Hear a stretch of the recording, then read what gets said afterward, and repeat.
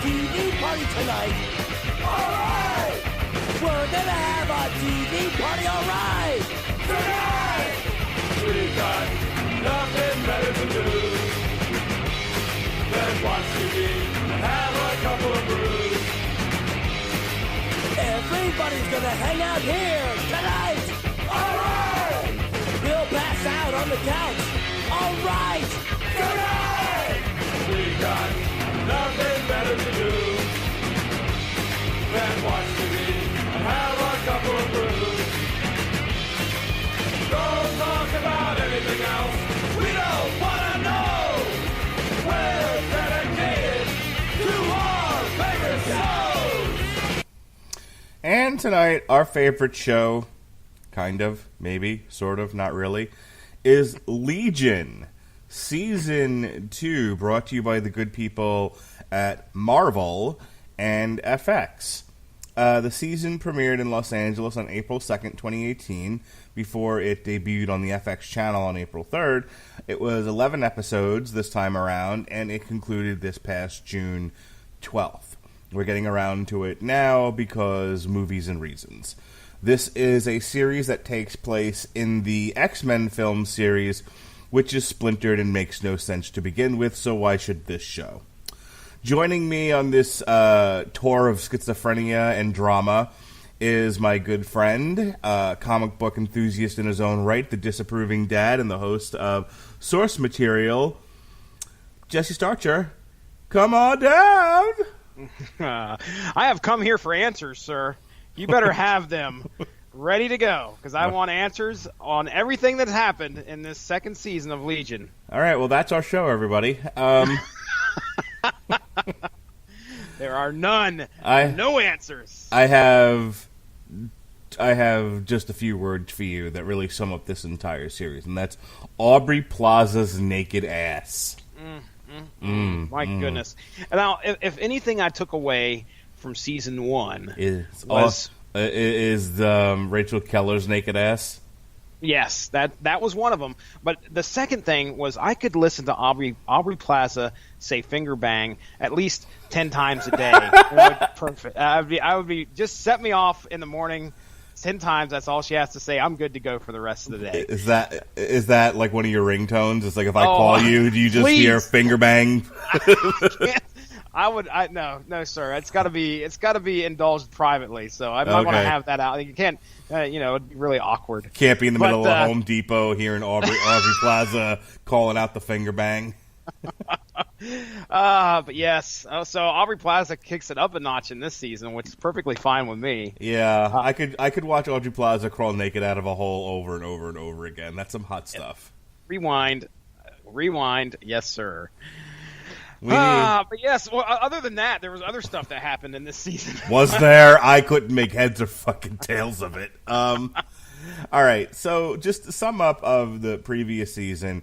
The previous season dealt with David Haller, Legion, played by the one and only Dan Stevens, the Beast in Beauty and the Beast, as a matter of fact.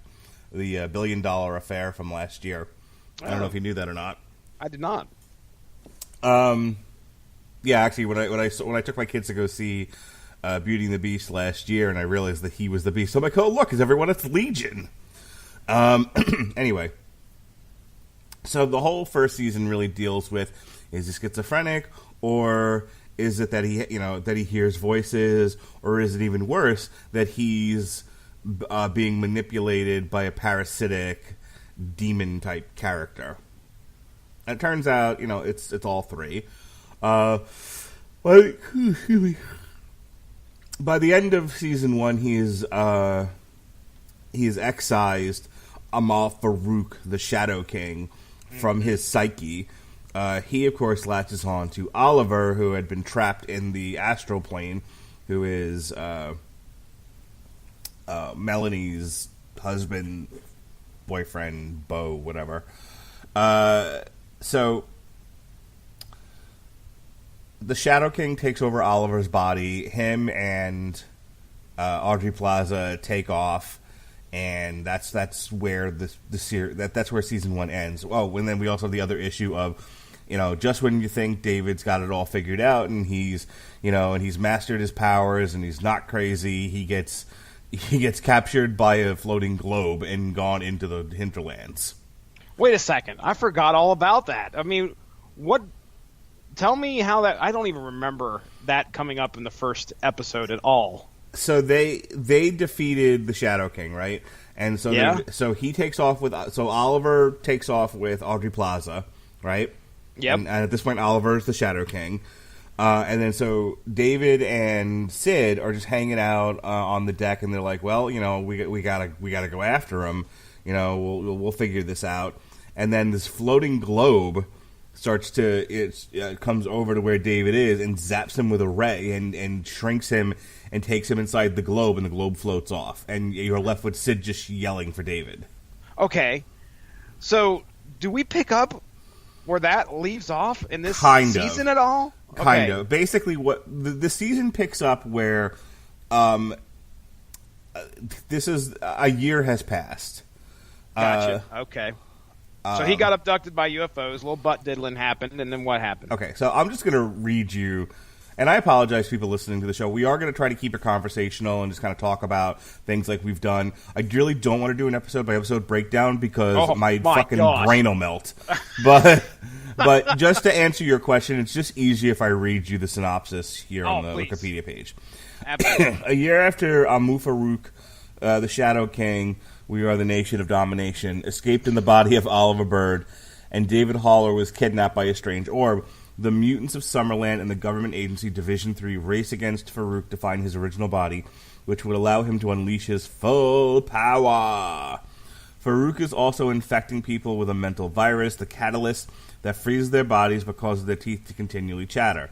David appears in a nightclub, claiming that only hours have passed since his kidnapping. He tries to find Farouk telepathically using a device created by scientist Carrie Loudermilk to increase the range of his abilities, but instead relives a memory from the nightclub of a strange monk and a dance battle with Oliver and Lenny Busker.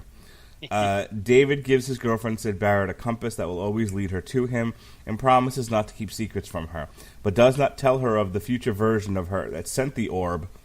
There you go. Oh, okay. And told him to help Farouk find his body.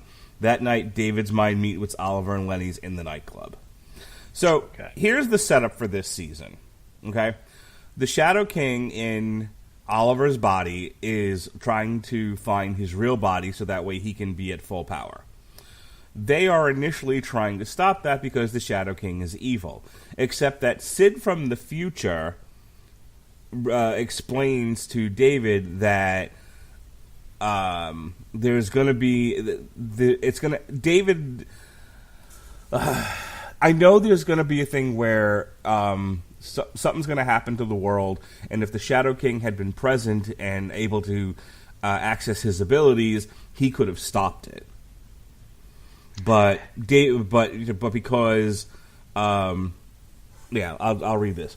There she explains that David will kill Farouk within a week, but that a plague will kill all the humans on the planet, and Farouk could have helped them stop it. Returning to the present, Dave confronts Farouk, who agrees to no longer kill people in exchange for David's continued cooperation. David tells Sid what he's doing, and she agrees that they should do as the future self says.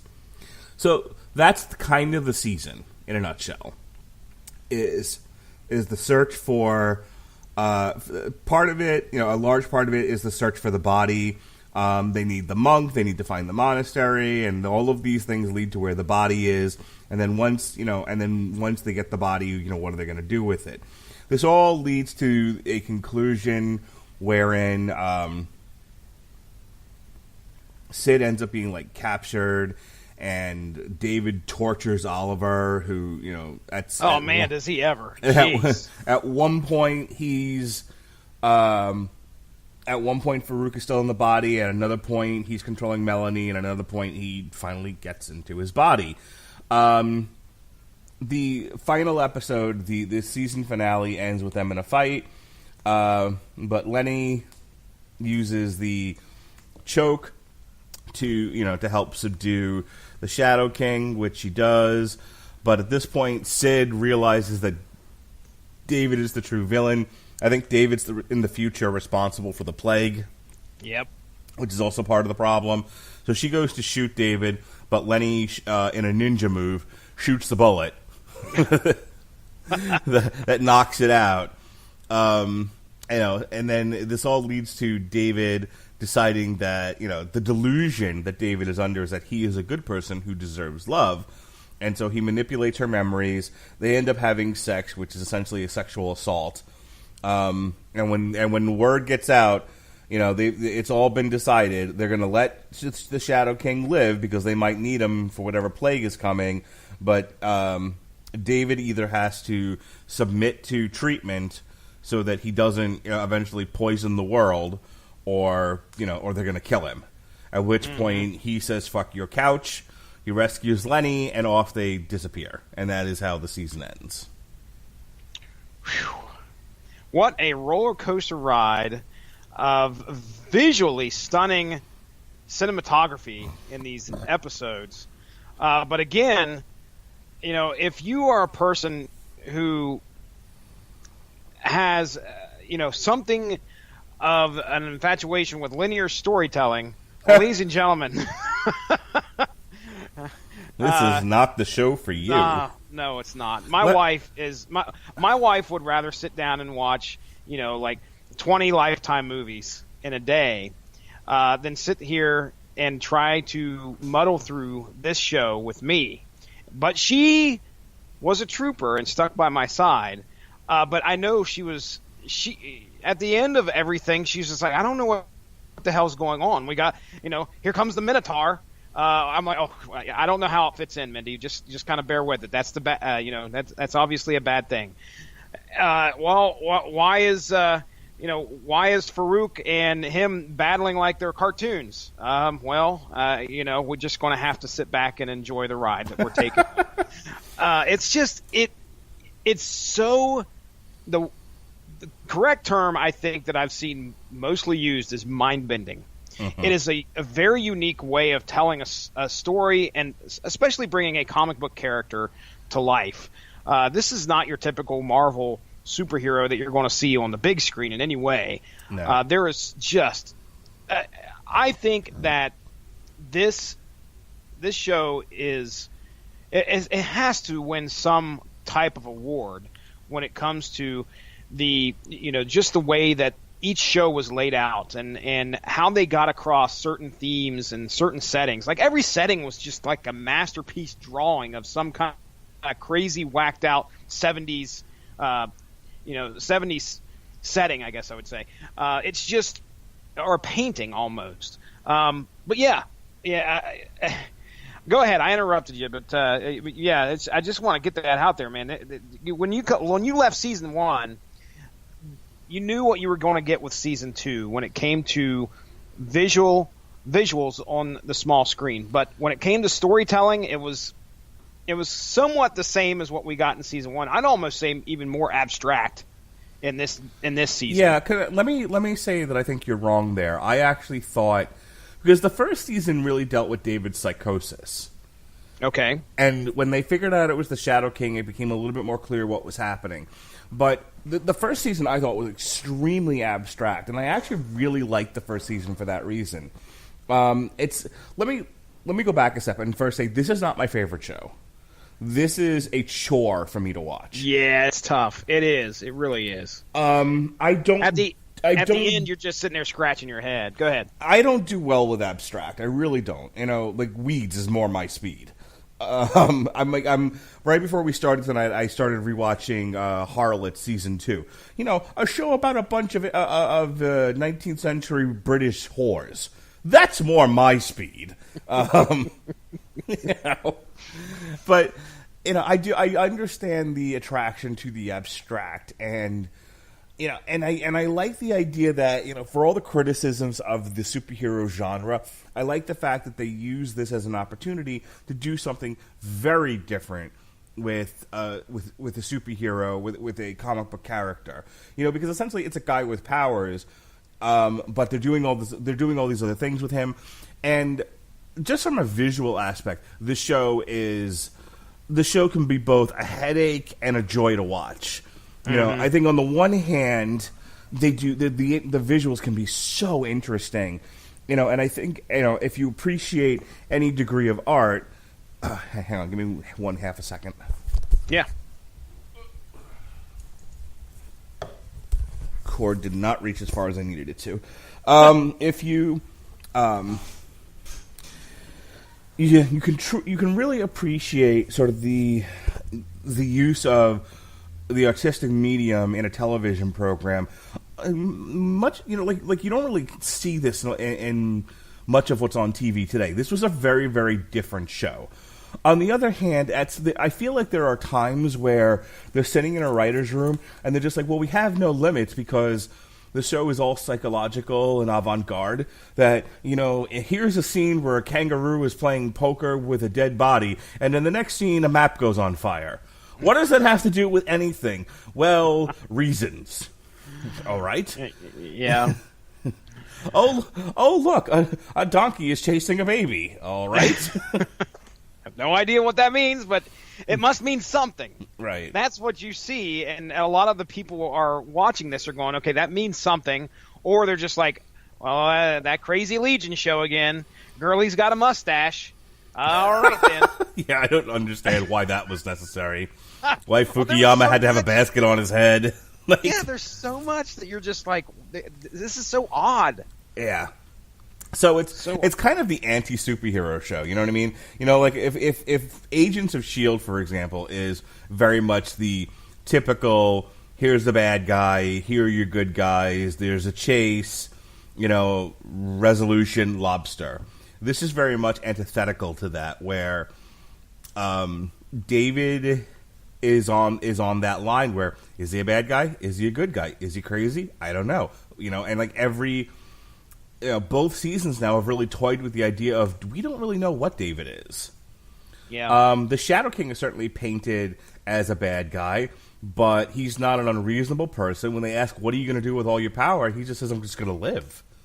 I'm going to be comfortable. What else? What else do you expect him to do? Well, he's not looking to take over the universe or anything. He's not looking to enslave the human race. He's just like, I'm just going to be. I'm going to be me. I'm an all-powerful me. Like, okay. To the point where you start questioning why, what happened with him and Charles Xavier and why Charles Xavier chose to attack him. Everything is on this sort of, what's the word? Moral fence. Like, you don't really know what's right or wrong in this show, which, like I said, by itself is pretty interesting. It's, like I said, it's not my favorite show, but I see the value in it. And there are parts of it that I really like and I really enjoy. And I want to talk about the season finale in just a minute. And then there are other of it where I'm just like, oh my God, I'd rather hit myself in the dick with a hammer than have to watch 5 more minutes of this show. I certainly wasn't there, sir. I was not. It was a. Did you ask me a question or did you just make a statement? Because I was looking over my notes and I totally missed it. I mean, there were moments where I was like, okay, I'm very invested in this show. I wanted to know what was going to happen with David. I wanted to know if he was going to be the bad guy. And you remember that message I sent you? Mm-hmm. You asked me. Oh well, of course. I told you. I said there's a spin on this, or yes. A plot element in this that I really like. When Jesse starts to ask you a question, doesn't matter what the question is. The answer is always time travel. That's exactly right. Jesse, what's 2 times 2? Time travel. Jesse, who was the president of the first president of the United States? Time travel. I'm not wrong. So, but no, that was, I was like, oh man, there's this neat element of, Sid coming back from the future, or projecting herself back from the future, and trying to get a hold of David to try and avert this disaster that apparently happens. So that's just like you said, that sets us off on in the course of this whole season. And man, I got to thinking about some of the visual and audio effects that they used when they would do the whole conversation between either David and Sid from the future, or the Shadow King and Sid from the future is very unsettling. Like, you'd be sitting there and you wondered if it was like your picture was jumping on your screen. Right. Something wrong with my cable? Anyway. Well, let me jump back in here for a second, because we were talking Yes. about the differences between season 1 and season 2, and I kind of got off track. Here's the thing. I accepted a lot of the nuttiness of season 1, but I thought season 1 was actually a more straightforward story. You had Division 3, which wanted David. You had Summerland, which was trying to save David, and then you had the story within a story of what is David's mind. Okay, is it that he's been infected with this parasite? Is it that he's schizophrenic? Is it that he's just a very powerful mutant who can't control his powers? What is it? What is the nature of David's mind? And as each episode progressed, there was always the question of the unreliable narrator. You never, I was convinced Sid wasn't real at one point. Yeah, same here. That Sid was absolutely a delusion that he had come up with. There was who was Lenny really? Was Lenny really a patient in the mental hospital? Was she, his drug buddy? Was she a representation of the Shadow King? What was Lenny Busker?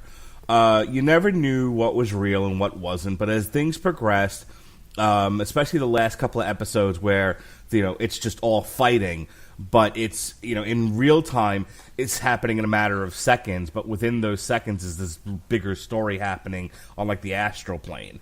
So going into season 2, I thought, okay, well, they can't do that again. They've more or less straightened this out.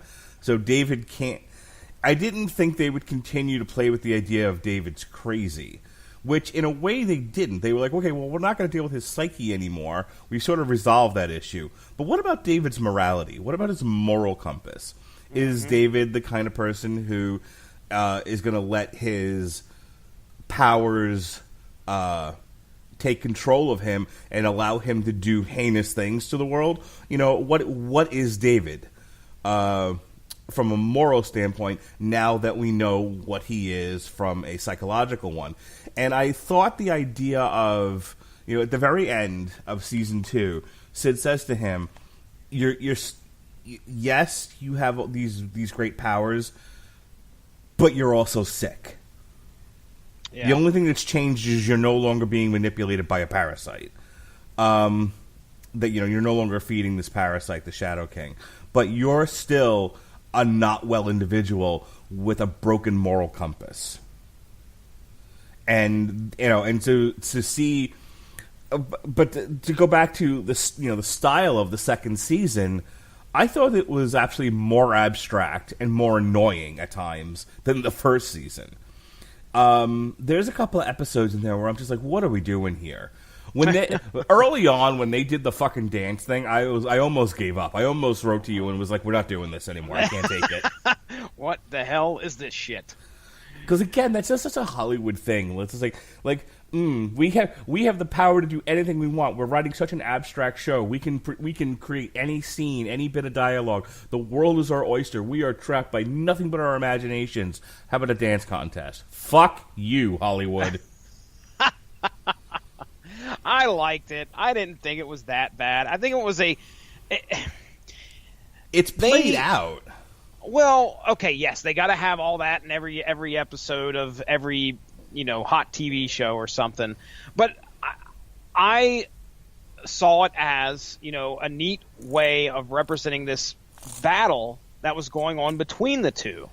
Because this was a dance off between Farouk and David, right? Right. If I remember correctly. And these two are, instead of showing us, a bunch of weapons being drawn and armor being placed on them in an actual fight, instead they choose to visualize it as that, which I think it's a neat way of taking the psychological aspect of this show, the way that they try to make you. Not only is it just a trip into the minds of the characters, it's an interesting to get into the mind of the interesting way of getting into the mind of the viewer as well, because they have to show and make you understand that this is crazy and whacked out for a reason. This is the insane mind of David Haller and the mind of Farouk. This is what goes on in there. It's odd, it's crazy, it's funky. So that to me fit well with these two characters in this show. Now, granted, you like you said, you could say that. Well, I've seen it on Glee. Well, Glee's kind of meant for that, but you see it on all sorts of different shows that we've watched throughout the past couple years. But I think, again, it was a format that fit well here. But I understand. Isn't Calandros kind of a little upset with that as well? Like the singing and dancing. Wasn't it a Flash episode where he's like, fuck this? Yeah, it was the duet episode. Oh, boy. At least it wasn't a whole episode. It was just a battle. Did it occur to you at any point during this that I don't feel like they had like enough story for season 2? Like they focused way too much on chasing down the body, so they had to come up with these other subplots, like creating a body for Lenny out of Amy's body. Mm-hmm. And then there's 2 episodes. We have one episode where it just deals with Sid. David lives through Sid's life multiple times to try to figure. And I'll just read this right off the thing. David is unable to guess her meaning. Sid explains that she believes love will not save them, but pain can give them the strength to fight for love and allows them to wake up. Huh?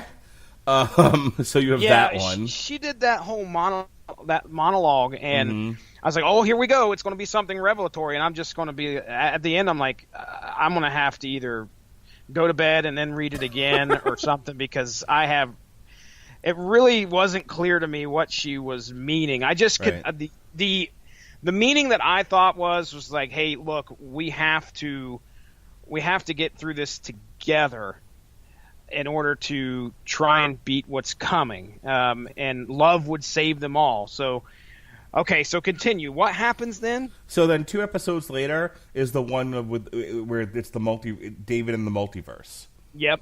Where he's a bum, or he's suppressing his powers through medication, or he becomes the richest man in the world. So what do they say the point of that episode was? Because I have a theory, but you're looking at something that tells us that there was a reason behind that. I'm again, all I can do is read. That's fine. Remembering when Amy first took him to Clockwork Psychiatric Hospital and accepted that they had to live with the life they got, David returns to his life and accepts the version of events that led to Amy's death. So this is, I believe, in the wake of finding out how Lenny got her body, which is that Farouk killed his sister. And I guess that's the connection. Well, I did see that, because my notes for that episode were that the purpose of it was to show his love for his sister. Yeah. And their relationship, because she's a quintessential part through each one of those timelines. She's his caretaker. And I think it's, that one point where he's like a really old man and he's practically an invalid and can't even talk. The person I think that's taking care of him, I'm pretty sure it was his sister. Yeah. And then we see those other timelines where, she's definitely involved. So that was my takeaway from it.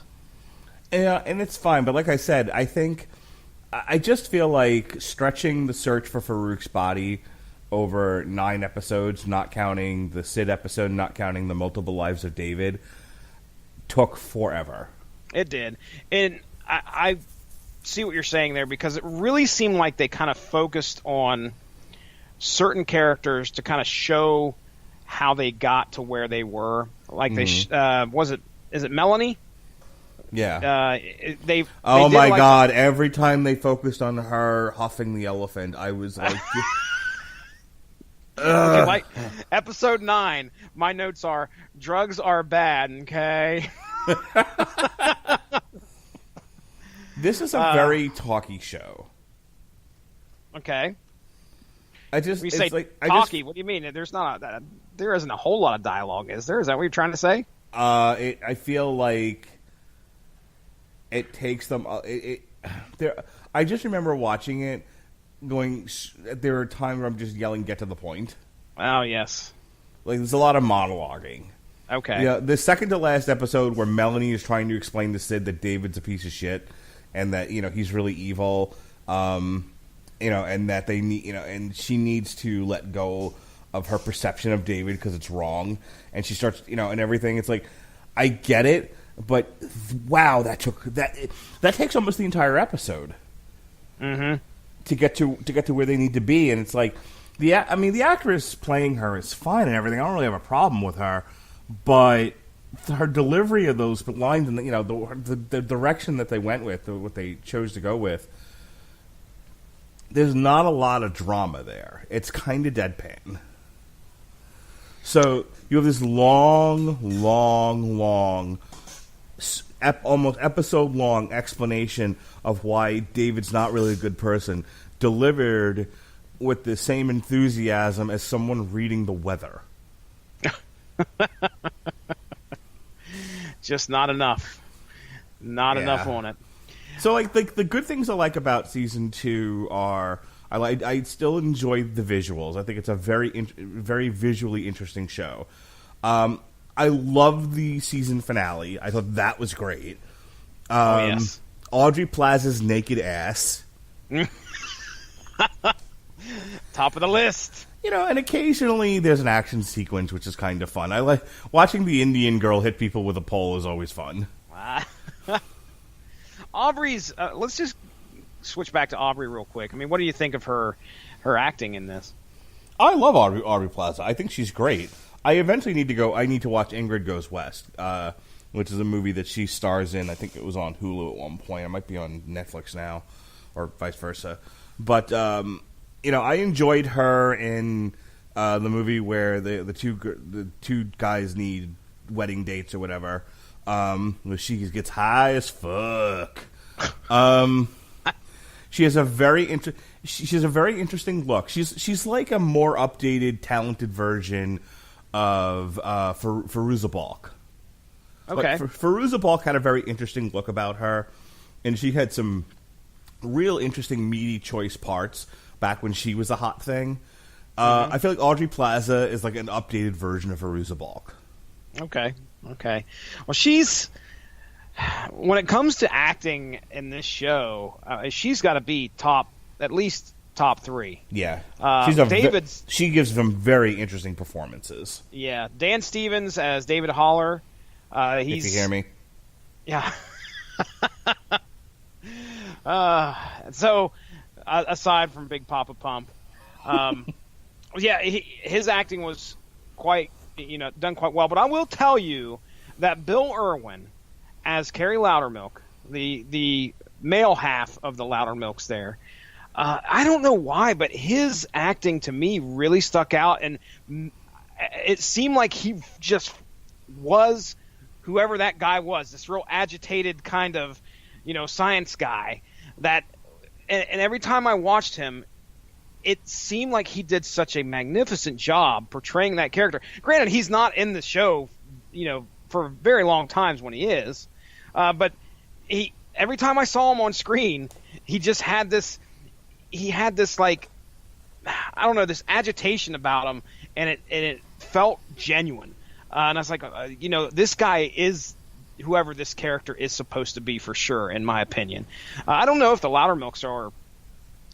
They must be in X-Men lore or mutant lore. There's no hyperlink to them in the Wikipedia page. Really? Yeah. I'm surprised because, of course, if they generated those characters around that just for this show, then again, I really like his acting for some reason. I like his look and the way he portrays Carrie. I like the relationship between them.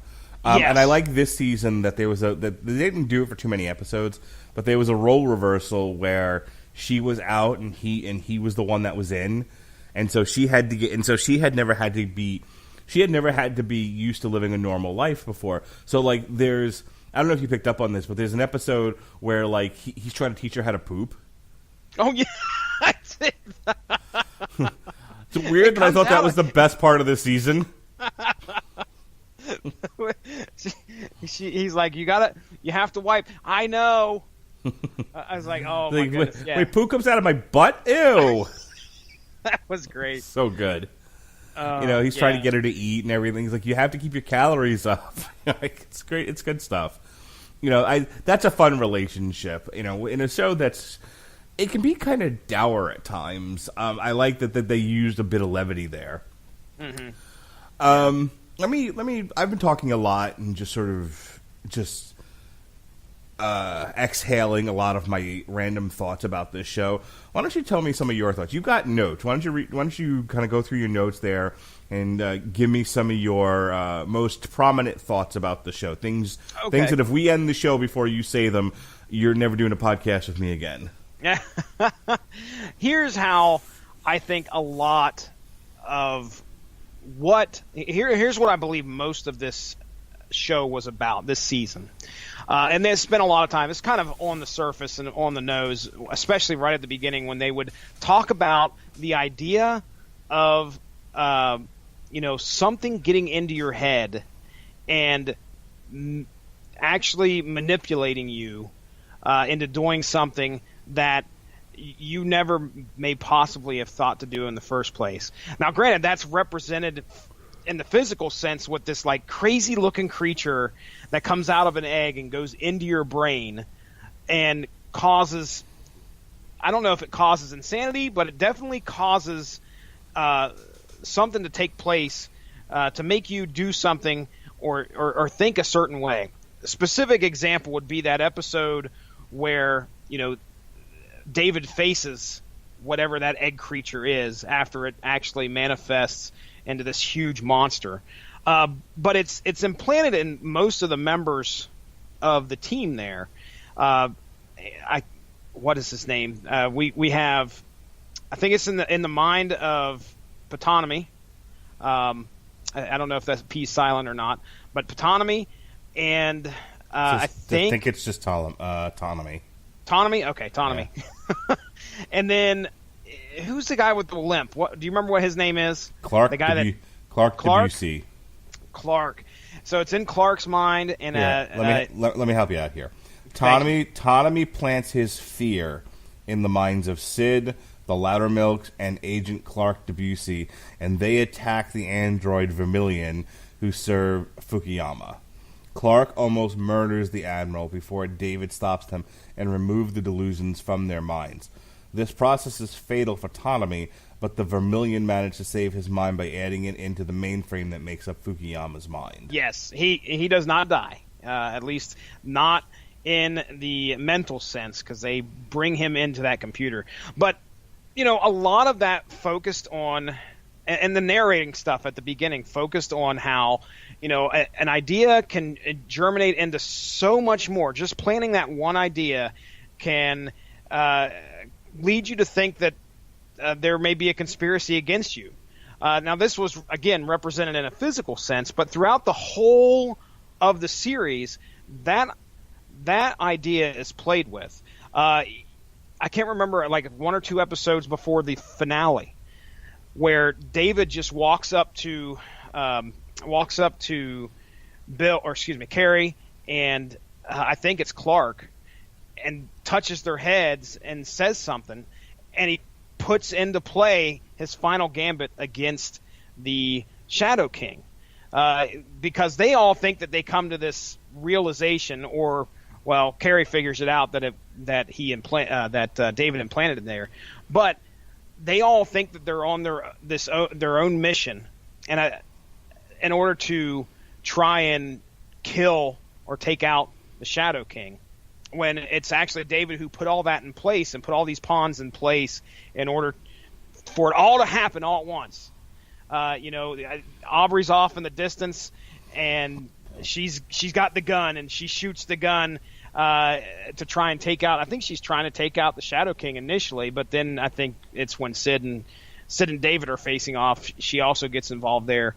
But again, it's that idea of something getting into your head and making you and sending you down a path that you wouldn't have realized until sometime way after that. I mean, Mark, have you ever done something and realized that you've been manipulated into doing it? Probably, and I'm sure a girl was involved. Oh well, probably a girl I wanted to sleep with. More than likely. I think honestly that's a lot of what this season is about. It's about manipulation and making people do things for some type of grand result in the end. And what happens, at the end of this very series, David is a victim of his own, design. When he manipulates or erases Sid's memory of not falling in love, of not being in love with him, because she pretty much straight up tells him, "Hey, I'm not in love with you anymore," when she has him at gunpoint. And then all the shit goes down, and then he's like, "Okay, I've got to try and fix this. The only way that I can fix this is by manipulating her, erasing her memory, so that she will forget that she is not in love with him anymore." Well, that doesn't work. And you already talked about what happened. He ended up sleeping with her after they got back, and when Carrie actually saw what had occurred on whatever kind of 1970/2020 technology they have,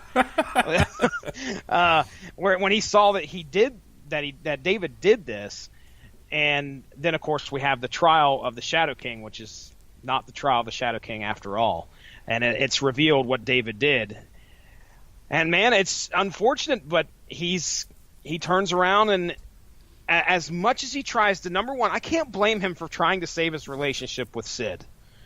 I don't blame him for doing that. Yeah, have you seen that ass? I mean, damn. But, he went about it the wrong way, unfortunately. Yeah, and rape then, is course, never a good thing. The things that happened after that, I didn't take it. Well, I shouldn't say that, because obviously looking at it now, he clearly manipulated her, and he had, relations with her afterwards. But then again, what do you think of that? I mean, she wasn't an unwilling participant, correct, at that point in time? Yeah, you're going down a dangerous road, buddy. That's what I thought. All right. Yeah, get Bill Cosby on this podcast right now. All right, listen. Bill Cosby on. you gotta... Let me just stop you and let us formally say that any manipulation of someone's person and then followed up with sex is a sexual assault. Okay. The more you know on the Rattlevision Broadcasting Network. I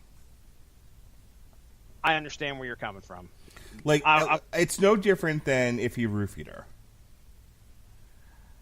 So... Okay. All right. Well, because she did not have the full capability of her mental faculties at the time. That is correct. Okay. All right. So I will drink to that.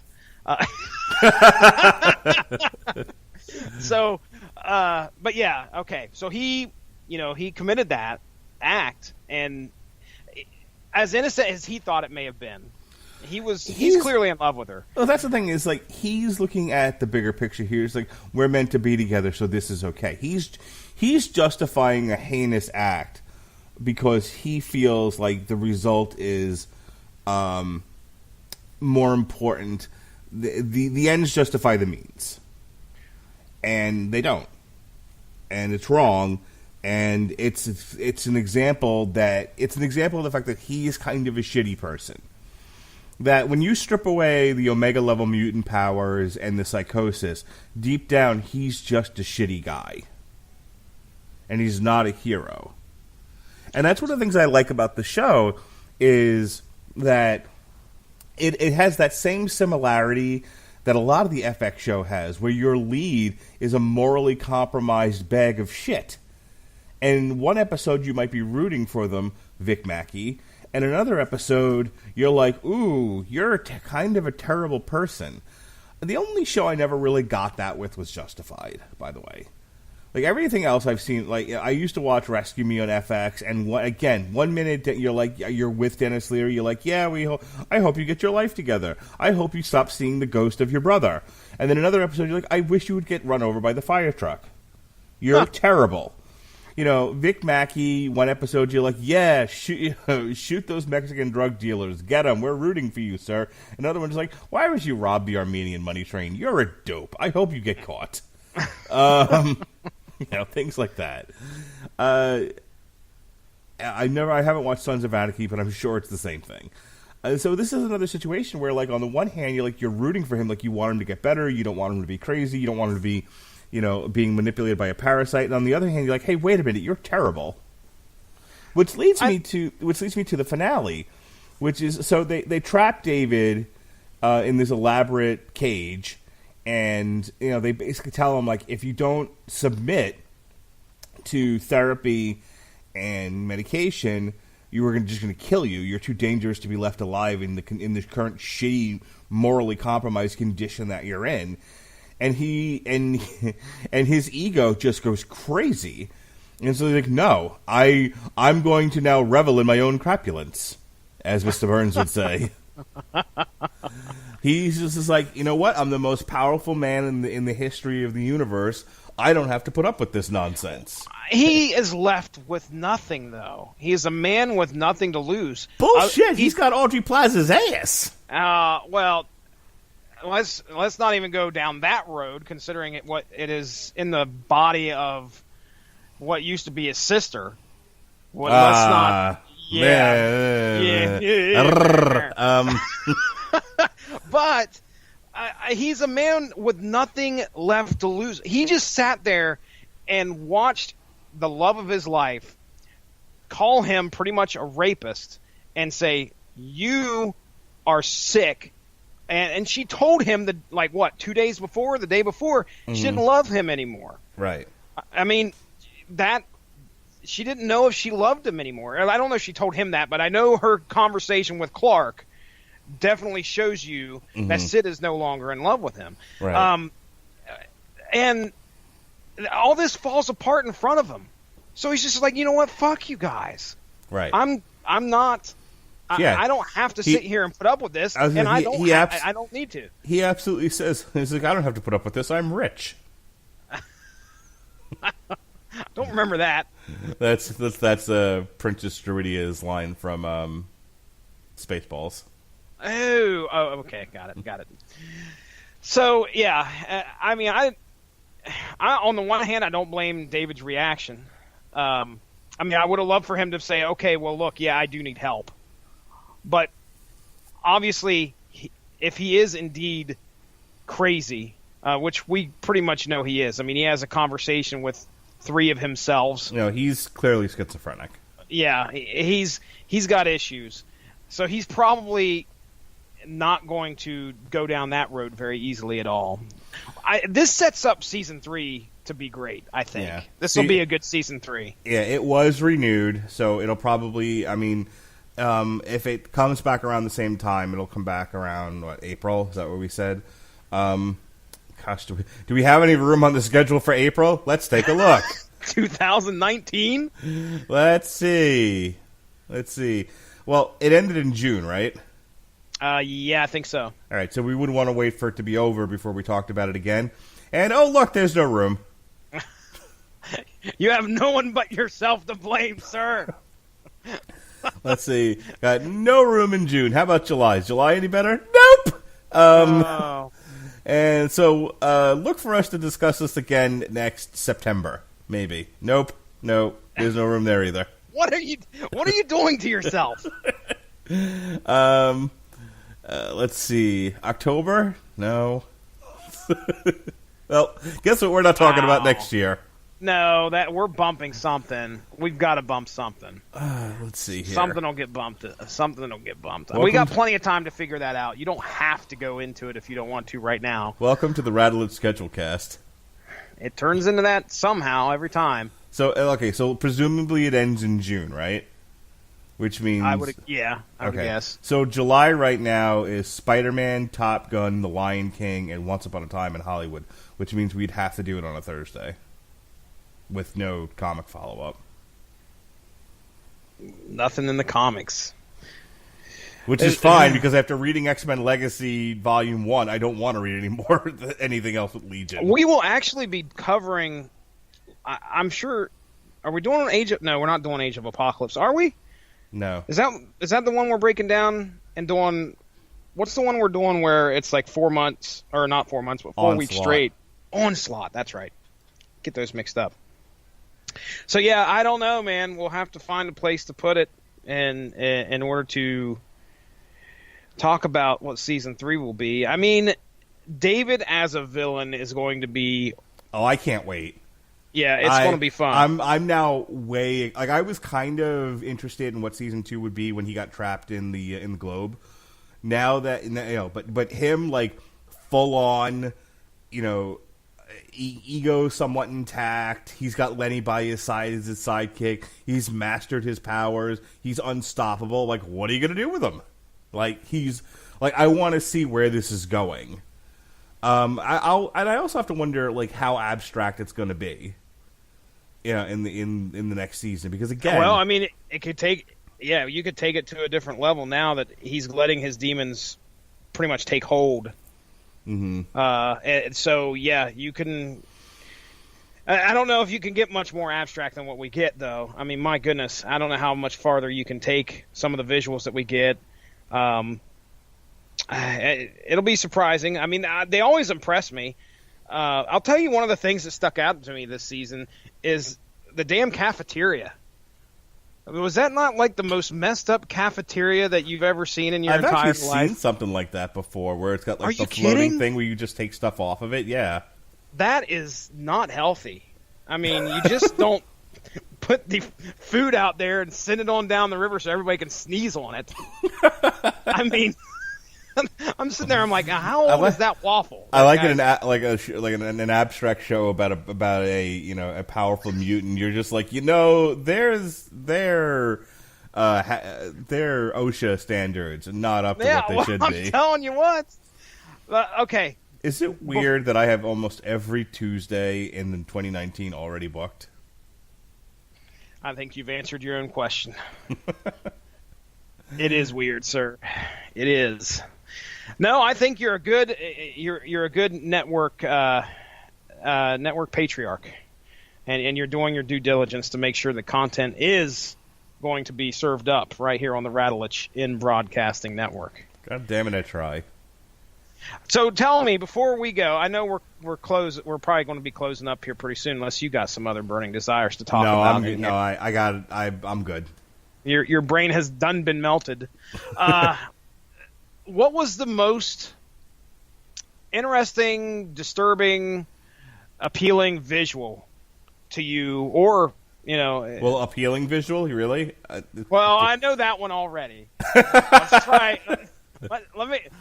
Let's try for something that doesn't involve nudity. Can we? That's my recommendation to the good people at FX and those who work on this show. Can we get more naked ass on the show? My gosh. Okay, so most fun, abstract, visual. Doesn't have to be fun. It can be scary because they go out of their way to show you some disturbing stuff in this season. I think that what stuck with me was the egg and the fear, like the little oily golem creature that comes out of the egg. How about chattering teeth? Didn't do much to you? I wish it was something they hadn't done. Like, I found it more annoying than anything else. Ugh. You work with probably some disturbed individuals, so yes, I could imagine that you've probably seen some stuff in your time. But 40 people in a room, a dark room, all chattering in their teeth at once, would unnerve the hell out of me. That was pretty scary. Yeah. Trying to think of what else. The voice from the fucking monk. Okay, when the monk would talk, I don't know if that freaked me out a little bit. I honestly don't remember enough of it for it to have registered. And I'm not going to lie, there were parts of this that I actually dozed off during. Oh, really? Yeah. I'm not surprised one fucking bit. I wouldn't want to fall asleep watching this show, though. I binged watched it like Saturday, and before I went to go see the Happy Time Murders, which was a nice little palate cleanser after binge watching Legion. Yeah. Probably. And then there would be times where like I'd be watching, and some stuff I went back and rewatched again because I dozed off and I didn't understand what was happening, like more so than normal. And then there were other times I'm just like I would just read the wiki and be like, yeah, I'm good here, not going back. We're fine. Well, I think teeth chattering and food boats. There you go. You're a simple man, Jessica Starcher. All this right. was fun, Mark Radlich. I come away with all the answers I needed tonight. That's right. Aubrey Plaza's ass. That's all you need to know. That's answer enough for all of us. Please. Aubrey Plaza's ass for president. Anyway, tomorrow night, if you enjoyed this conversation and you thought, well, here are two bright fellows who really have their pulse on the on the brain of America, we'll be back again tomorrow. This time we'll be discussing Alice in Chains' Rainier Fog on the Metal Hammer of Doom. And to gear up for that, you can check out some of our Metal Hammer of Doom extras. We reviewed the video for Wood, we reviewed the one for Dirt, and then a track off the new album. So that's all good in the hood. If you haven't had an opportunity to check out the last two source materials, Jesse, tell them, Jess.